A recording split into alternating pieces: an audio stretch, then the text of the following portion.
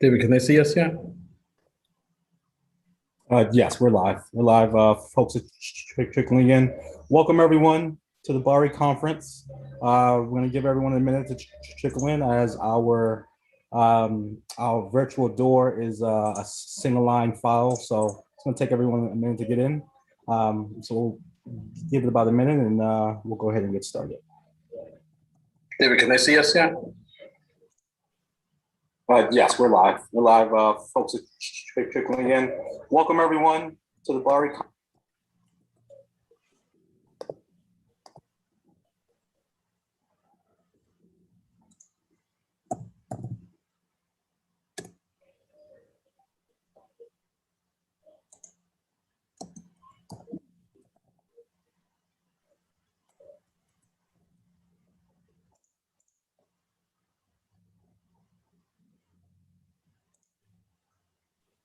All right, we'll go ahead and get started. Welcome everyone to the BARI conference, Building Back Smarter. We welcome you to How Do We Build When We Build Back panel. And this panel will be moderated by none other than the President and CEO of Mass Development, Dan Rivera. Good morning. Thank you all for joining us. We're really excited for this panel and excited to see what the work that's being done to build back better. I think the first thing that we're going to do is go through an introduction of who we have with us today as part of the panel. And we're really joined with a lot of great people. First off, we have Katie Tomsho, who's a doctoral candidate in environmental health at the Harvard Chang School of Public Health. She receives her BA in environmental studies at Dickinson College and her MPH at Boston University School of Public Health. Her prior experiences as a community organizer focused on environmental science led to her interest in effective communication of environmental health data. She's interested in research focused on environmental exposure data, report back, and environmental health literacy. Welcome, Katie. We have Philip Ishgates, who joined Synapse Energy Economics Inc. in Cambridge as a senior associate in October of 2019. He's an engineer and policy professional specializing in energy efficiency, distributed energy resources, and low carbon energy technology. His policy experience includes energy and climate planning, innovative financing mechanisms, incentives and regulations for building decarbonization and strategies to transition in low carbon systems. He's managed over 4,000 building retrofits and distributed energy resource projects across a variety of technologies. Welcome, Philip. I hope I didn't crush your last name too badly. And Chris Goverston is an interdisciplinary engineer, PhD candidate in Northeastern University, and she has a civil engineering background, a master's in sustainable building systems. She's an EIT lead, AP, AP as well. So welcome, Chrissy, I think we call her. Before we get into the videos, I think it's important to note, again, I'm Dan Rivera. I'm the President and CEO of Mass Development, Commonwealth Massachusetts Finance and Development Agency. After having served 7 years as mayor of the city of Lawrence, just want to make sure you know that Mass Development works with businesses, nonprofits, banks, and communities to stimulate economic growth across the Commonwealth. During FY 2020, Mass Development financed or managed at least 341 projects, generating investment of more than $2.69 billion in the Massachusetts economy. These projects are estimated to create or support about 10 to 11,000 jobs and build and preserve about 1,700 housing units. So I'm thrilled to be here and with you all and be a part of the BARI conference this year. Congratulations also to Boston Area Research Institute Initiative, BARI, on their 10th year anniversary. Advancing a more equitable, just, and democratic society. BARI is an inter-university research partnership of Northeastern, Harvard, in conjunction with the city of Boston that pursues original urban research on the cutting edge of scholarship and public policy. Thank you all for all you do in these efforts. Now, I'm looking around the screen and I feel like I did something wrong so far. Dave, can you help a brother out? No, you're all set. You're all set. We're going to jump right into the videos. All right, cool.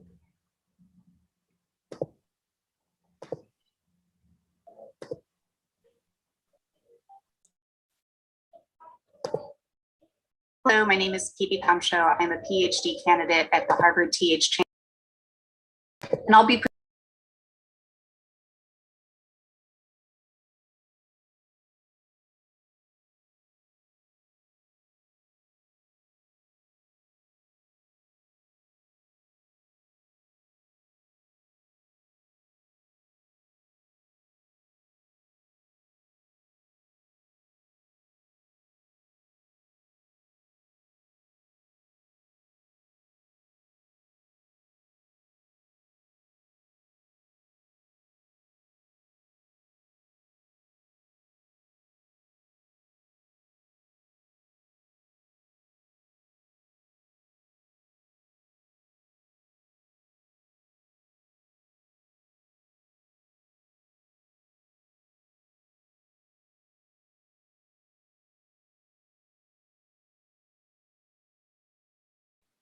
David, I don't think there's audio.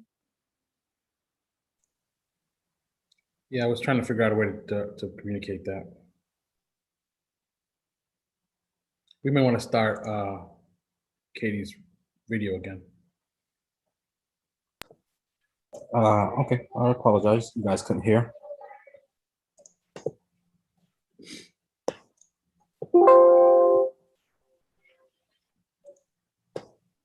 Sorry about that. Technical difficulties. We'll start over.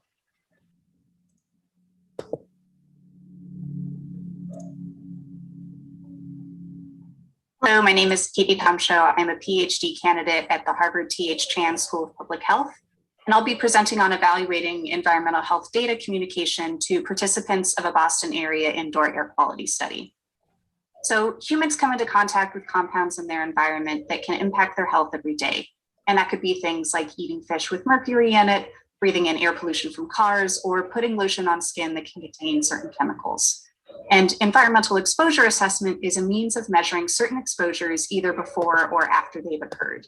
And there is increasing interest in the exposure assessment domain to report back exposure assessment data to the participants of research studies.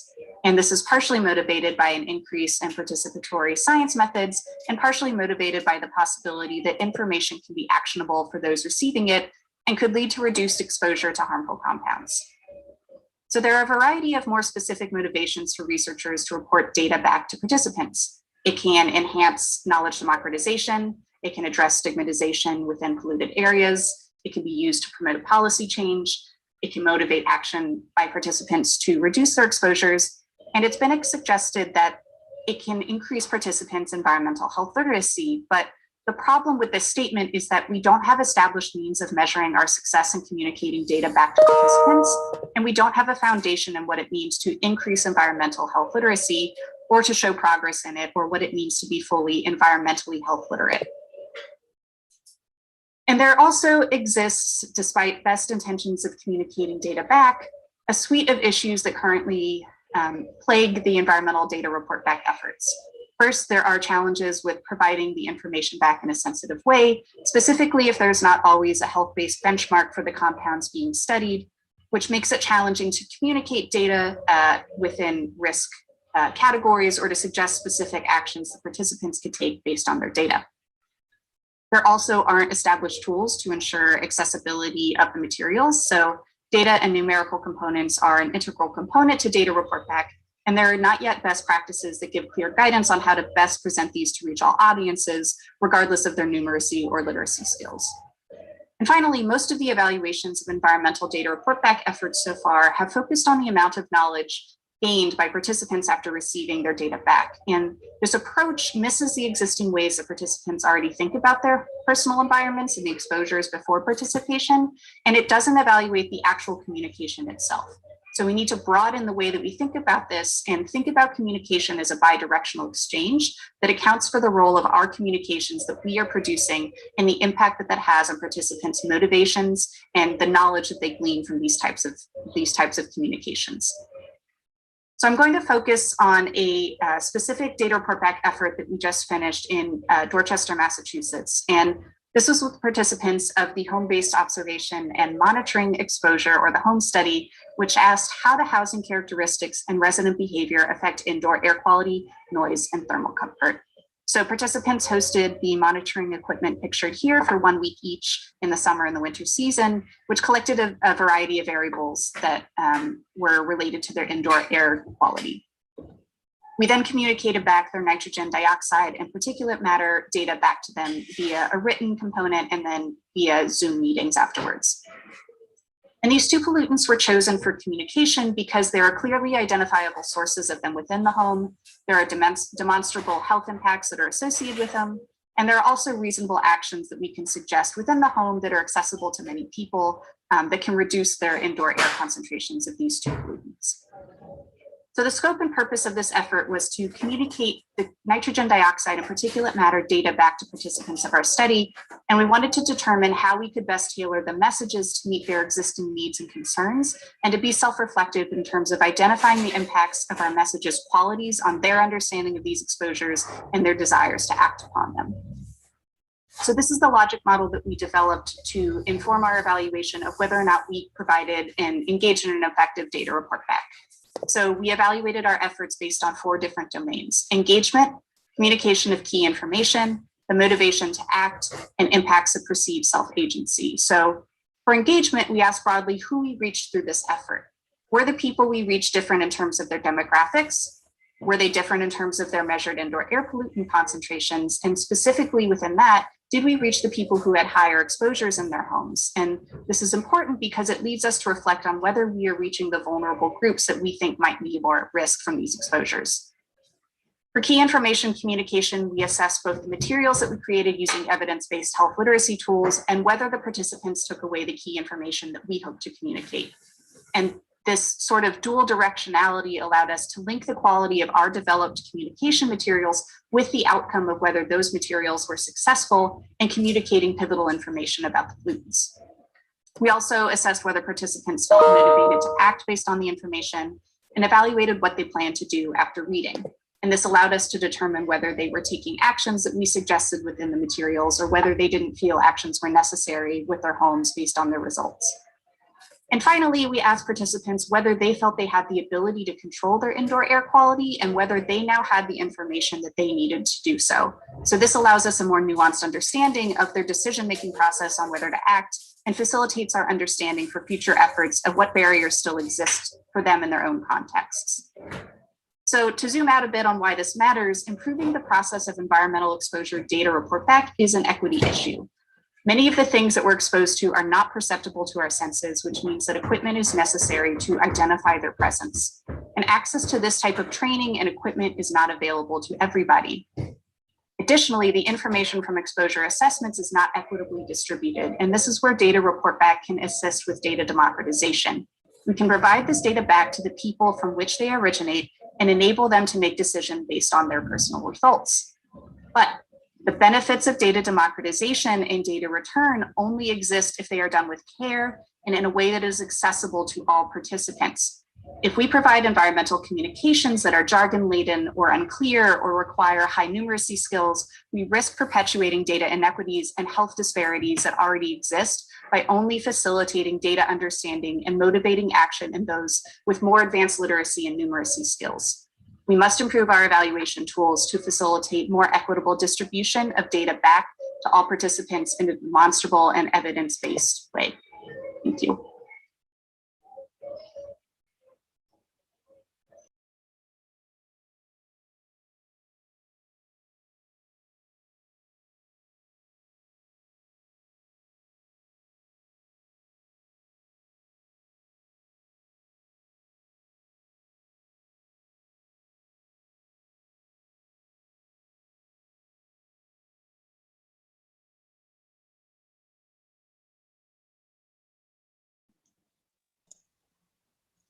I think we still can't hear.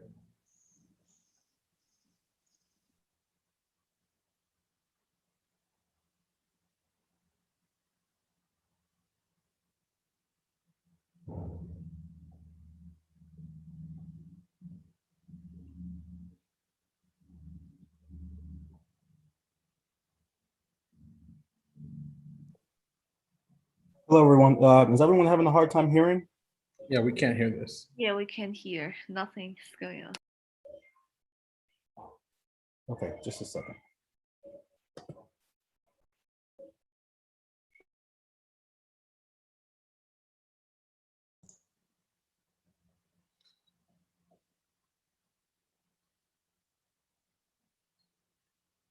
Katie, I got to tell you that data democratization has a beautiful ring to it. You know, having been at the forefront of filling out vast numbers of surveys, and like maybe 1% of the time you get feedback. You know, and then you're part of they give you some high level stuff, like 25% of the people said XYZ, and you're like, am I in that 25%? So Yeah, it's nice to get feedback from that. I think it's cool, you know, but I think it's good that you point out that it's not, you know, it's also difficult. My new thing to tell people is we should probably be a little less hard on each other. You know, it's hard to like, you good, David? Just a second. Yeah, can you guys hear it now? I'm gonna put it on now. Hopefully we'll be all set.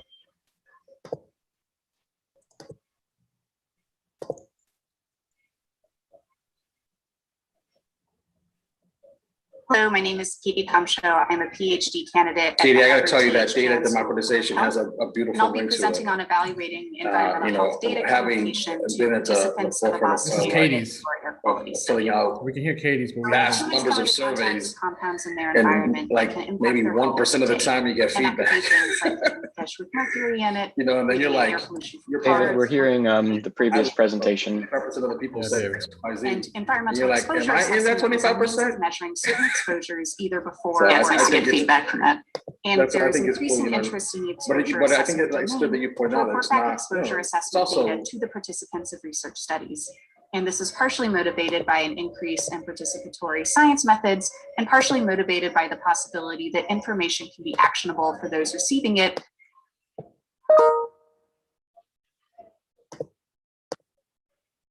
Hello, my name is Katie Tomsho. I'm a PhD candidate at the Harvard T.H. Chan School of Public Health, and I'll be presenting on evaluating environmental health data communication to participants of a Boston area indoor air quality study. So humans come into contact with compounds. David, I think this is still the previous presentation that we just heard. So, okay, so you guys heard everything from there? We heard this presentation. Yeah, All we right. heard all of this part of it. We're just in the wrong place, I think, in the. Okay, okay.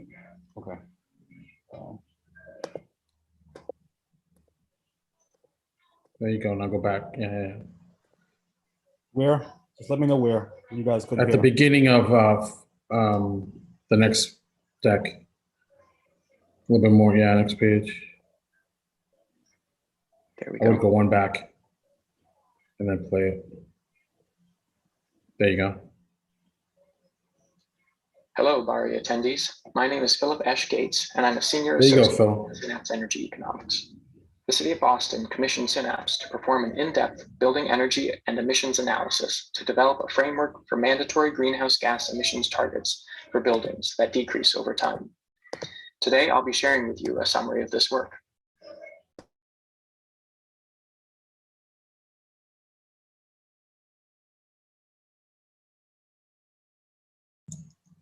David, we can't hear at the moment. Now it's dead again. Yeah, David, you gotta not mute. Thank you, Jenny. And reduce building-related emissions. The city enacted an ordinance that requires building owners to report their energy use each year. Can we start him over again? To reduce that energy use. However, emissions are not decreasing fast enough from energy use in existing large. Just go back to and then stay unmuted. Sorry about that, David. Ash Gates, and I'm a senior associate at Synapse Energy Economics. The City of Boston commissioned Synapse to perform an in-depth building energy and emissions analysis to develop a framework for mandatory greenhouse gas emissions targets for buildings that decrease over time. Today, I'll be sharing with you a summary of this work. The City of Boston has committed to achieving carbon neutrality by 2050 and has determined that addressing emissions from energy use in existing large and medium-sized buildings will be a crucial aspect of attaining this goal. Building energy use accounts for over 70% of greenhouse gas emissions in Boston. In 2013, to monitor and reduce building-related emissions, the city enacted an ordinance that requires building owners to report their energy use each year and perform periodic actions to reduce that energy use. However, emissions are not decreasing fast enough to meet the city's climate action goals, in part because the policy does not have binding targets. For this reason, the city is preparing to enact a building emissions performance standard.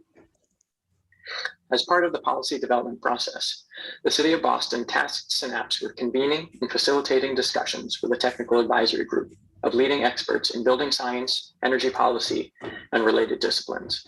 With the support of the technical advisory group, we prepared emissions targets, compliance strategies, pathways to net zero carbon, and cost estimates.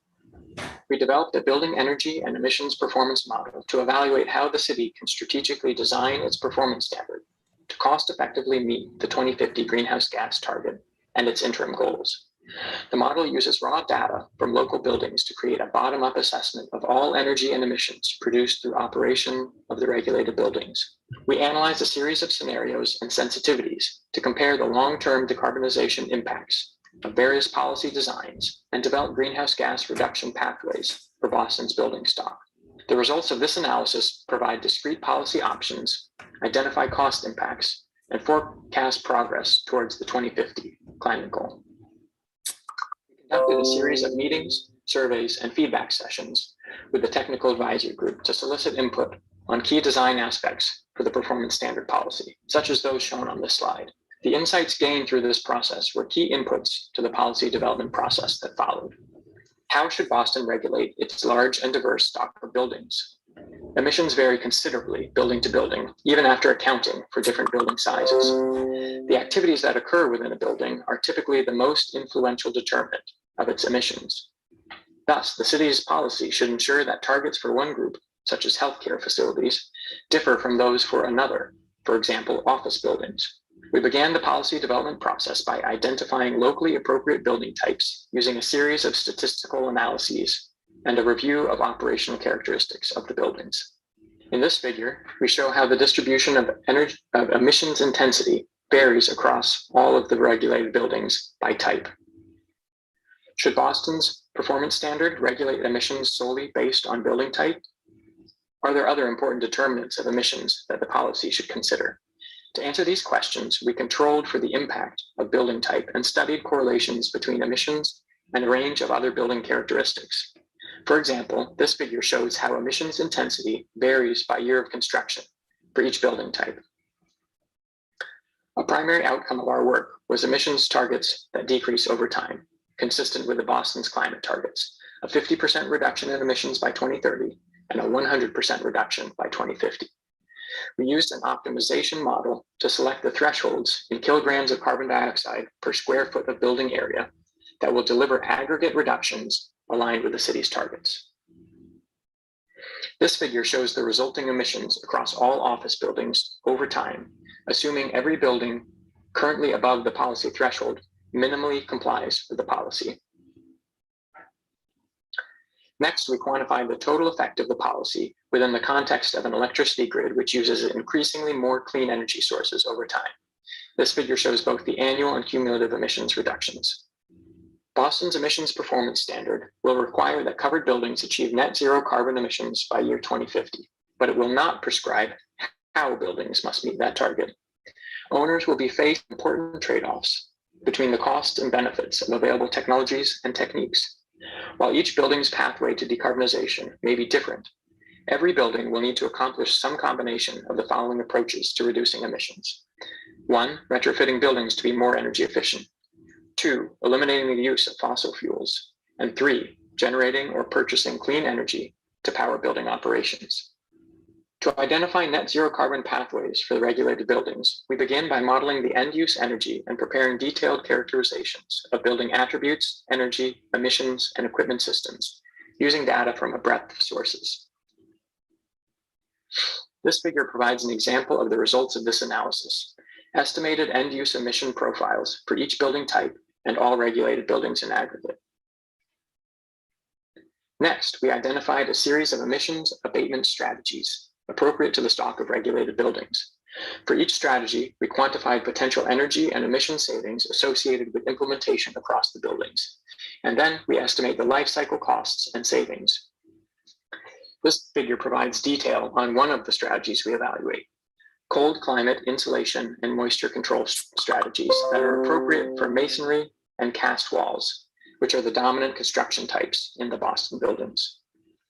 After identifying the emissions reductions, we quantified implementation costs and energy cost savings for each decarbonization strategy. This figure shows the underlying cost data used in the model for insulation retrofits that we studied. Next, we estimated on equal terms the cost to reduce emissions across all strategies, the amount of emissions a building can eliminate for a given dollar of investment. We estimated the levelized cost of greenhouse gas abatement in dollars per lifetime metric ton of carbon dioxide for each strategy. Finally, achieving net zero carbon will require a comprehensive approach, including retrofitting the existing building infrastructure, upgrading equipment systems, switching away from fossil-based fuels, and procuring or installing renewable energy sources. We concluded our work by preparing a holistic citywide pathway to net zero carbon for the regulated buildings, using the comprehensive package of energy efficiency measures at all properties. Thank you very much for listening to my presentation.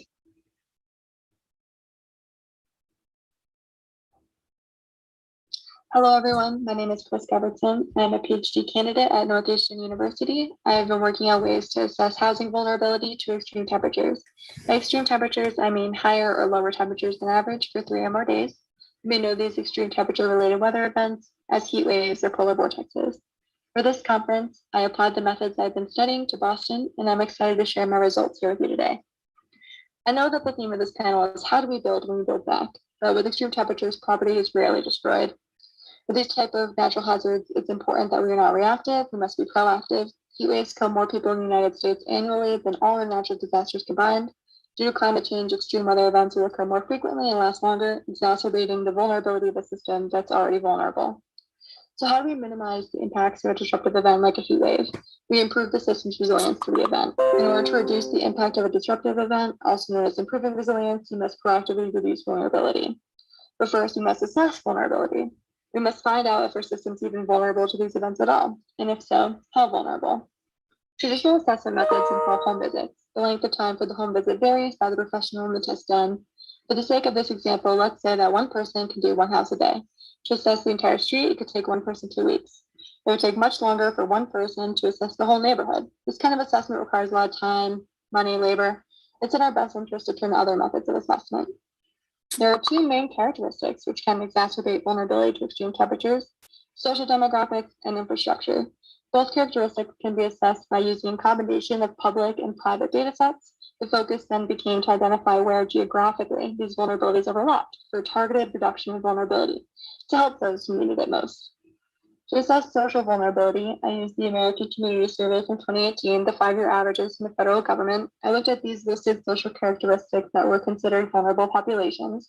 The data was provided on a census block level, so aggregated up to the ward level. Although this geographical boundaries used for elections, it was the smallest boundary that aligned with the other data set. Each ward was assigned an informal score for each vulnerable population, and these scores were then summed together to give an overall social vulnerability score. This left Ward 1 East Boston and Ward 18 Mattapan the most socially vulnerable to heat waves. Next, using publicly available property assessment data from the city of Boston, I investigated infrastructure vulnerability. This data is provided on an individual parcel level, which is aggregated up to the ward level. I informally scored the city of Boston's infrastructure in the same way. This left East Boston, Austin Brain, and the Dorchester area with older homes that were less likely to have access to air conditioning. To combine the scores, I normalized them so their scores were equal parts social demographic and equal parts infrastructure. Doing so made East Boston the most vulnerable to heat waves. Without more information about the home, it would be near impossible to estimate their vulnerability to extreme cold. The best way to understand how homes operate under extreme temperatures would be to model them. Programs like MassSafe have been expanding access to smart thermostats in homes across Massachusetts. Residents who have purchased the ecobee smart thermostat can agree to anonymously donate their data to science, when that data can be used to build these models. When a home in a neighborhood requires a smart thermostat, the data collected from that smart thermostat can be used to identify the thermal characteristics of that home. The adequacy and efficiency of that home's building envelope and heating and cooling equipment can then be assessed. These thermal characteristics can also be used to run a simulation to assess that home's vulnerability to extreme temperatures. Homes nearby that are of similar size and built during similar timeframes likely have similar thermal characteristics and therefore similar vulnerability. This process can be used to scale the vulnerability from the ecobee datasets to the entire neighborhood and eventually the Boston metro area. The data from this program includes metadata and numerical data on 5-minute intervals. While this data does not contain exact information regarding a home, such as address, it provides just enough to develop a model to identify thermal characteristics derived from a first-order linear system, built upon the understanding of the net heat flow through a home. As you can see on the right here, there's a summation of the heat flows through the building envelope, and that can be reduced to a system identification matrix and solved using simple linear regression. From the ecobee smart thermostat, we have the indoor temperature, the outdoor temperature, and the equipment runtime, and which equipment is running. From this information, we can calculate the thermal characteristics of the home's envelope and equipment. These same thermal characteristics can be used to predict the home's response to a change in outdoor temperatures. This can be done for regular temperatures and extreme temperatures. We can even predict how a home may respond during a power outage when the equipment is unable to turn on. I turned to the 59 homes in Boston, Cambridge, Charlestown, Dorchester that were available in the 2016 ecobee DYD, which is the Donate Your Data dataset. These homes were a variety of styles ranging from new construction to dwellings over 120 years old. I used the methods described previously to identify their thermal characteristics, and then I simulated a power outage on January 29th, 2021, as if it were to occur during this past January's polar vortex. The results of that analysis showed, on average, the indoor temperature of these homes could have reached 40 degrees within 2 hours of the power going out and below freezing within 10 hours. Granted, that sample is a very small sample size of 500,000 homes in the Boston area. So moving forward, we hope that future releases of the ecobee data will include more homes in the Boston area thanks to programs like MassSafe. We then hope to replicate the analysis with parcel assessment information and census information by neighborhood instead of ward to compare the neighborhoods to one another. While we're unable to complete that next step due to data limitations at this time, our analysis using the publicly available data does have results worth pursuing, and that can be completed proactively before disaster strikes. We know that heat wave vulnerability is geographically concentrated. Expanding access to air conditioning in geographically vulnerable areas to heat waves is an important first step. Using programs like MassSave, we can expand home energy assessments to find vulnerabilities. Financial incentives like rebates and the heat loan can improve insulation windows and encourage the installation of energy efficient air conditioning equipment and increase the number of people in Boston who participate in the ecobee Donate Your Data program. The tools are there, but community-based targeted action is needed to reduce vulnerability to heat waves in areas of Boston, like East Boston and Allston, but also encourage participation in programs like the ecobee Donate Your Data dataset so that we can create more accurate prediction models of homes in the greater Boston area. Thank you for your time today. I look forward to any and all questions you may have. My name is Chris. Please feel free to contact me at this email address if you're unable to ask questions during the panel today.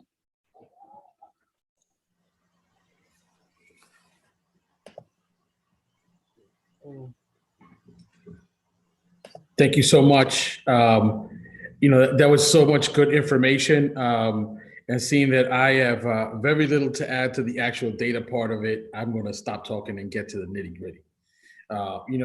It's such an important topic as we think about building back. But people still can't get their where they're at psychologically is here with COVID-19. And so as the pandemic continues, because we're still not out of it, it's really at the top of people's minds. So my first question for each of you is to tell us if there's any intersections between COVID-19 and your research. And I'll start with Phil, if you like. Sure. Thank you, Dan. I would say absolutely. Buildings sort of are at the nexus of a number of the issues that have been raised societally for COVID-19. I would note, air quality, our understanding of the science of how COVID-19 spreads has led to a lot of changes in how buildings are operated and occupied, certainly on the commercial side as well as residential, and increasing ventilation rates, opening windows, adjusting how we heat and cool buildings is one of the strategies for minimizing the impacts of COVID-19. And there's a lot of intersectionality there with energy use in buildings. So as we think about upgrading and changing our existing energy systems in buildings, it's an opportunity to make them more efficient and switch away from fossil-based fuels for heating in particular. And also as the usage patterns are changing, people are working from home, more and more commercial buildings are seeing lower occupancy rates. It's an opportunity to rethink how we occupy our buildings, how we schedule them, and design the energy systems that serve those buildings.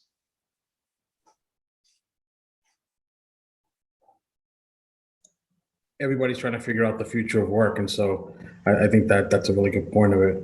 How about you, Chrissy? And feel free to say no, there is no connection, Dan. Keep moving. I don't want to feel like you guys have to respond. I think that, like you said, work from home adds a really interesting degree of freedom. So, if you don't have air conditioning, I remember last summer was pretty rough for a lot of people because finding an air conditioner, finding fans, things like that was pretty difficult. I know a lot of people have been undertaking home improvement projects because now they feel like they have the time too. So I think that it's good that people are spending more time at home and they're taking the time to invest in themselves for whether it's energy efficiency or just thermal comfort at home. But it really does bring into perspective, making your space safe and healthy and comfortable when you have the ability to do that. In terms of the, going back to the office, like Phil had mentioned, the most expensive part of having a commercial building is paying your employees. And so worker productivity, even pre-COVID, was really important, making sure your employees were comfortable so that they could work and you could make money.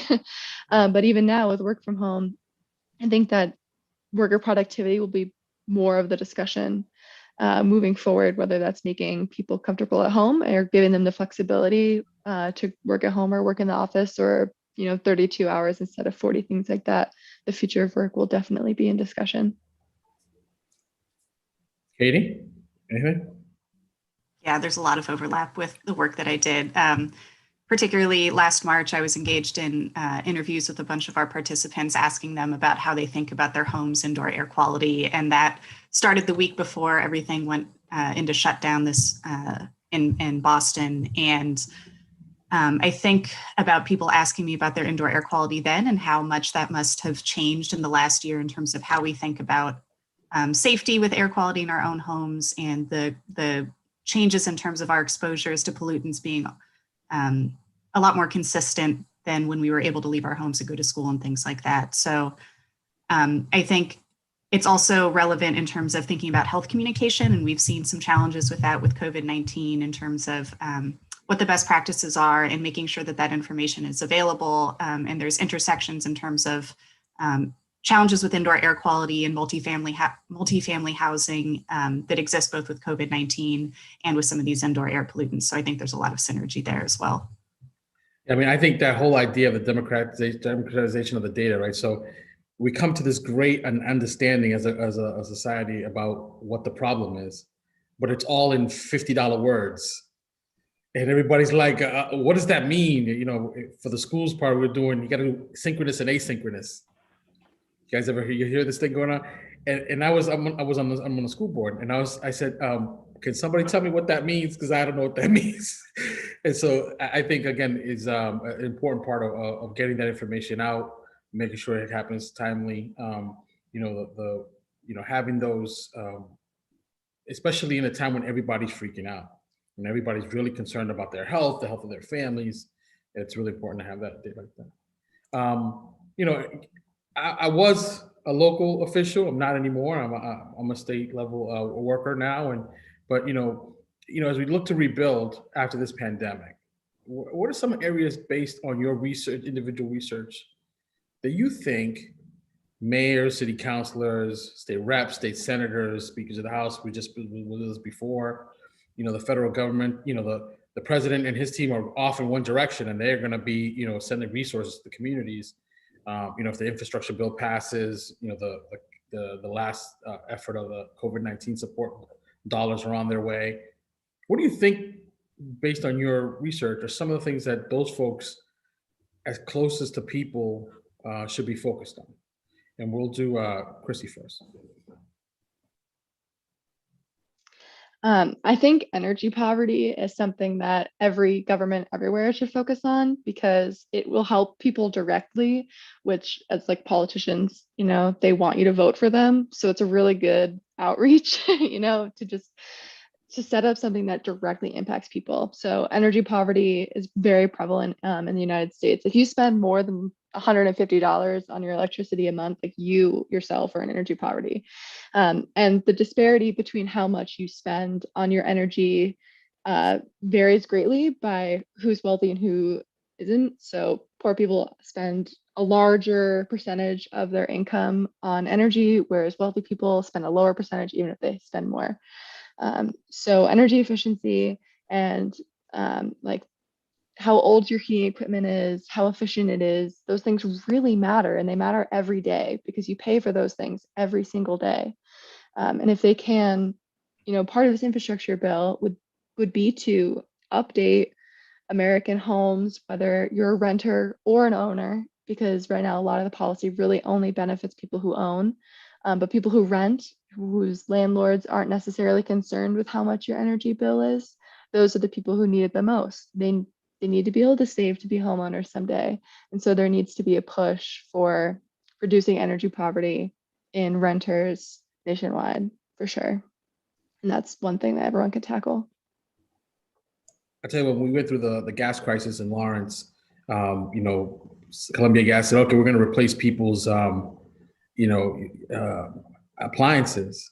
And they made like a big deal about it. And I said, let's not be dumb. I mean, you really were going to do that anyway. We were on a mandate by the state to reduce these emissions and create a better place. But, every tragedy with this is a silver lining. And part of it is that all these folks got better equipment. There is a big push, and I'm not blind to it. And I'm not choosing the side. I know people want to move farther away from that type of energy resource, but,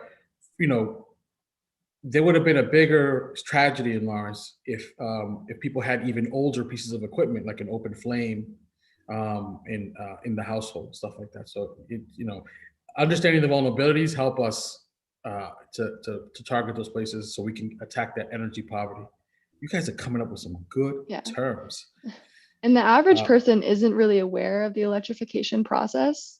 So like if you were to go buy a new oven and you've had a gas oven your whole life, you'd probably buy another gas oven because you didn't know that it was polluting your indoor environment, or that it was more dangerous for your children, or that it was less efficient, that it uses fossil fuels. Like all these very easy things, like they just don't know. And that's where, information is important, and push from governments of, hey, we'll give you $200 to get an electric stove instead of a gas stove. Things like that do make a difference.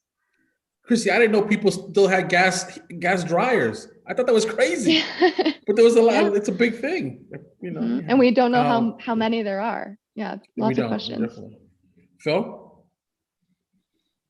Yeah, thank you. I would certainly echo everything that Chrissy suggested. And note that buildings are really at the intersection of climate, health, and equity, and so this is a great area of opportunity as we think about both our physical infrastructure as well as our human infrastructure and capital.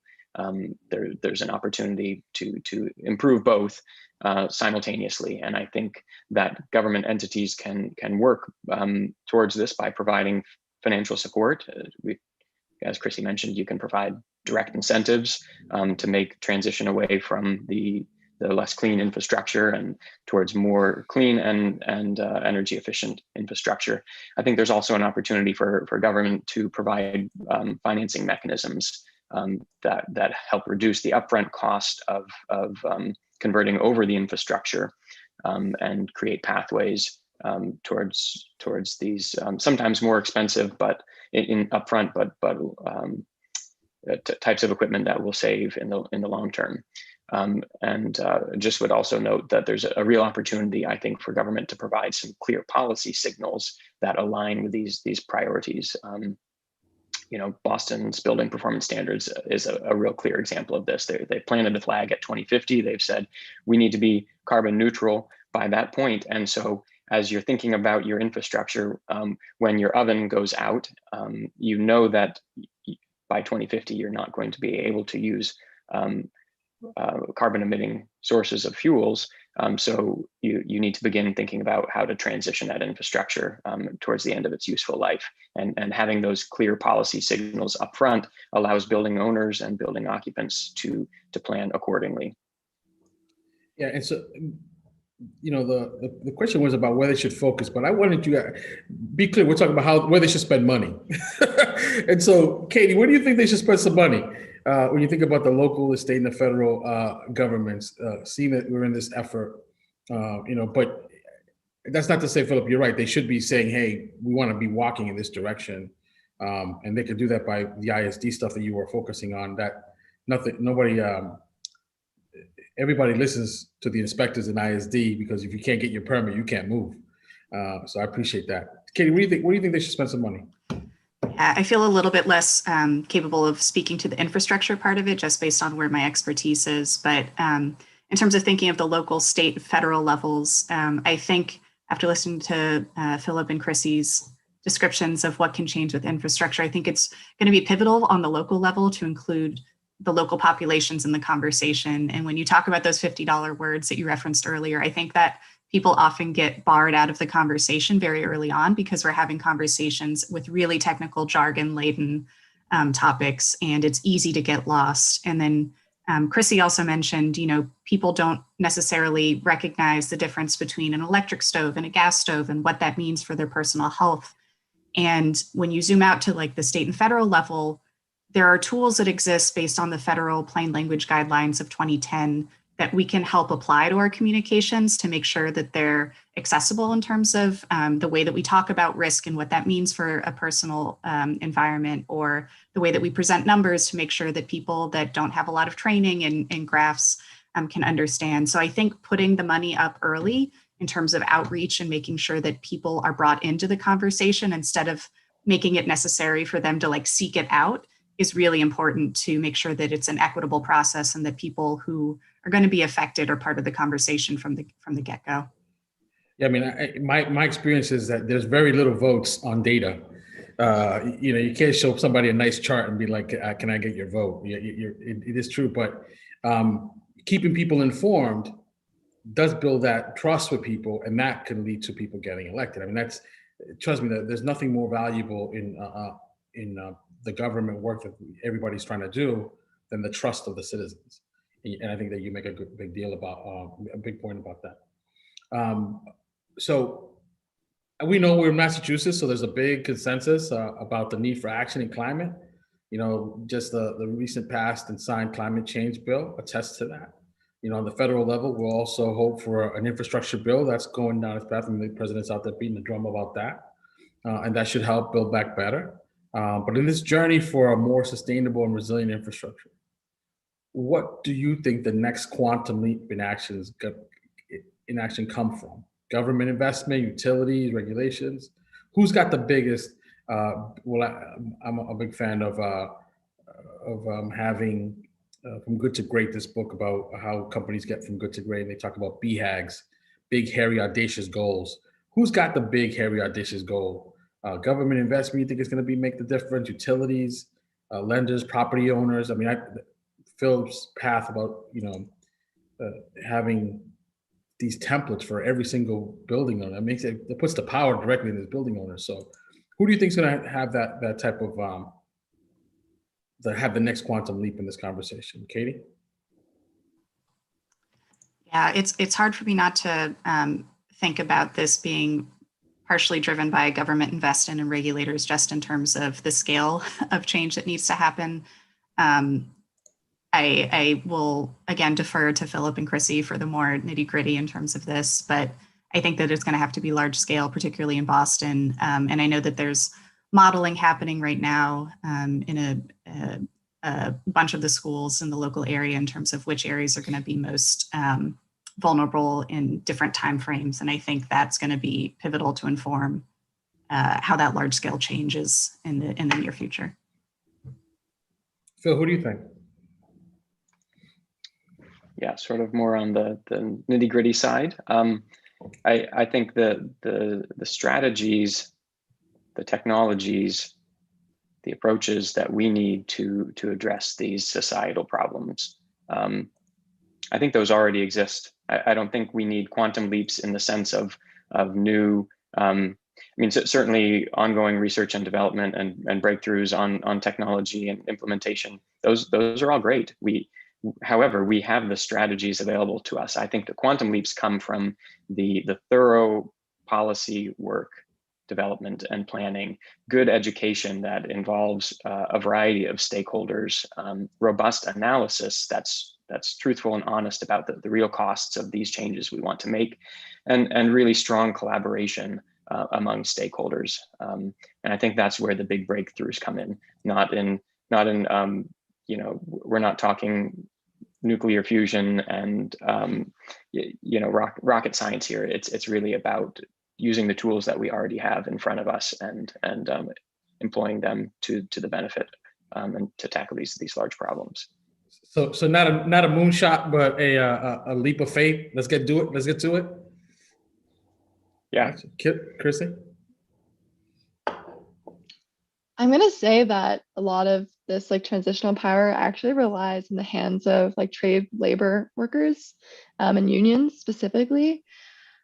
So we've seen a lot of pushback from the trade industry in moving in the direction of energy efficiency and environmentalism, mostly because large trades and large unions don't have the education to be able to complete the tasks that they're gonna be required of them. Or that it's just like a job that doesn't exist. So we can't transition to solar power if we don't have people who can install solar panels, right? So educating an entire workforce to do these retrofits, to do these home energy assessments, to install this infrastructure is far more important than making laws about them. Because we can make laws every day, but that doesn't necessarily mean that we can implement them. And if we start to educate people on how to implement them, then they'll become advocates for themselves and their communities to help push those laws forward and be able to carry them through. And so I think that that's something that's really important that we need to keep our eyes and ears open for and push for. Yeah, and we better get to that because people don't really understand. I mean, there's, you know, you saw the coal workers are like, hey, you're shutting down these operations. Where am I getting my next job from? So if we're not communicating right to those people, hey, these are the jobs and how you can get to them. Those not only pathways on how to make things less, you know, pollutant and more environmentally friendly, but how do we get people into those jobs that are going to get us to that next level? That's a really good point. Listen, I'm looking at the clock. I think 7 minutes is what we got. I got a bunch of other questions digging into Katie's work and Phil and Chrissy's work. I think it would be a big mistake not to talk about racial justice. You know, we are in a reckoning time, in a moment in our history that I think that we should do that. Can you talk a little bit about your work, each of you are doing, and tell us about how that there is what type of impact your work would have through a racial lens? And I'll start again with Phil. Yeah, thank you, Dan. This is a critical question, and it's a reckoning that we as individuals and as organizations need to confront dead on. You know, as a part of this policy development process, the city of Boston made it really clear that racial justice and equity was a key and central component of the work. And so we as a team worked with two local partner organizations, one Square World and Alternatives for Community and Environment, to convene a resident advisory group to hear from the stakeholders who would most be affected by this policy, the residents of these multifamily buildings, for example, and did a series of listening sessions to get the feedback and the input from the most vulnerable populations in Boston. And you know, we heard a series of 6 things that came through as key priorities, and the city has folded those into the policy design process. And I think I applaud the city for doing that, and I think it's an absolutely central and critical aspect of the process. And just real quickly, I'll run through that list. What we heard from the residents is that The policy needs to be designed for equity to improve air quality in buildings for residents. It needs to reduce tenant energy bills. It needs to not contribute to displacement, gentrification. It needs to improve the thermal comfort in homes. It needs to create jobs for residents, and it needs to improve environmental quality. And those are the goals that we need to hold in front of us. What we have heard from the people who will be most impacted by this work. Yeah, I feel silly saying it, but Katie, can you tell me a little bit about how you feel like this, your work looks at it through a racial lens? Sure. So there's very well established connections between health literacy and health disparities that exist, and that goes across racial lines, it goes across income lines, it goes across formal education lines. And when you extend that to the environmental context, there's very strong demonstrations of disparities in terms of environmental health exposures and the health outcomes that are associated with that.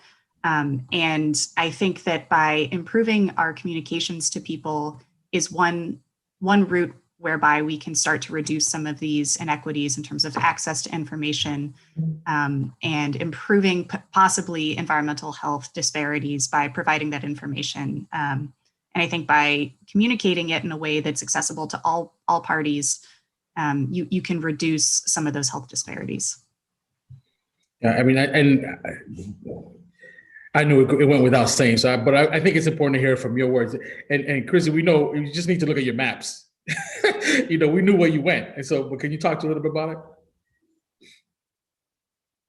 it? Yeah, the maps were a dead giveaway, like you say, and like you mentioned. But in a class that I took with Dr. Jenny Stevens at Northeastern called Diversifying Power, Why We Need Anti-Racist Feminist Leadership. Part of that class endeavor I had embarked on, I learned about seeding, which is this concept where if one family in a neighborhood gets solar panels, there are neighboring families are more likely to get solar panels also. And that theory is it works like 4 times more in BIPOC neighborhoods than it does in white neighborhoods, I guess you would say. And I wondered why. And the why is that those neighborhoods are more trusting of their neighbors because they have like more community. And so if you can convince one person in the community to like do something for their health, well-being, resilience, it can literally start a revolution and encourage the entire neighborhood to get solar panels. In New York City, it convinced an entire block to get new toilets. The city did this thing where they gave people toilets that flushed less water for free, just like, please take these more efficient toilets. And it worked very well through seeding in BIPOC neighborhoods. And if we can, I don't want to say like take advantage because that's not the right word, but if we can incorporate the community and the ability for, seeding to take place in terms of educating like one member and then letting the community internally develop and implement these things in terms of like racial equality, giving them the like autonomy and the motivation and like the resources that they need to accomplish those goals themselves, I think that it would be more fruitful than us just like shoving incentives at them, letting them, rise from within. Well, Christy, that's 100% true because my mom used to say, "Go, vete a la vecina's house." Vecina is neighbor, and and we get hood from people talking about their neighborhood. So 100%.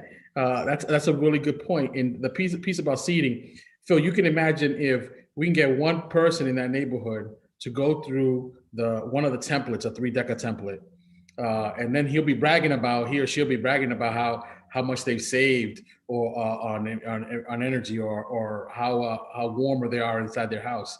That will spread like wildfire. By the way, if you don't do it the right way, if you don't have the trust in the data that you're giving to people, you're not using the right languages, you're never going to get that first seed planted. It's just never going to happen.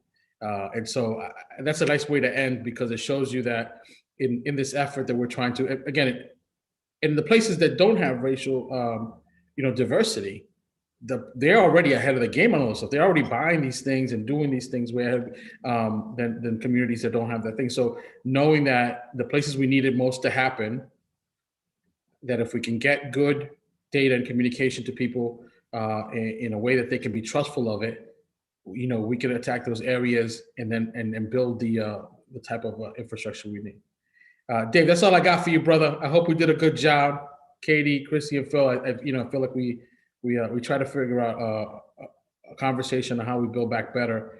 Everybody says it. And Katie, don't worry about it. I don't know any of this stuff. I would just throw it in my opinion into. So just because you're not doing the nitty gritty stuff, we're going to be looking towards smart people like you, and we appreciate Barry bringing us together to get to the bottom of it.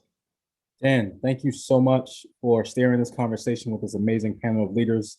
I want to thank Philip, Katie, and Chrissy, and I just want to thank everyone for attending today's panel. Please stay tuned for next week's lineup of panelists and moderators. And if you have any other questions and want to follow up with Dan or any of the panelists, please let me know and I'll connect you. But thank you all for your time, your effort, and continue to do the work that you're doing now so that we can rebuild and really just give the people the best living experience that they need. So thank you guys so much. Enjoy the rest of the day and enjoy the weekend. Thank you. Take care. Thank you.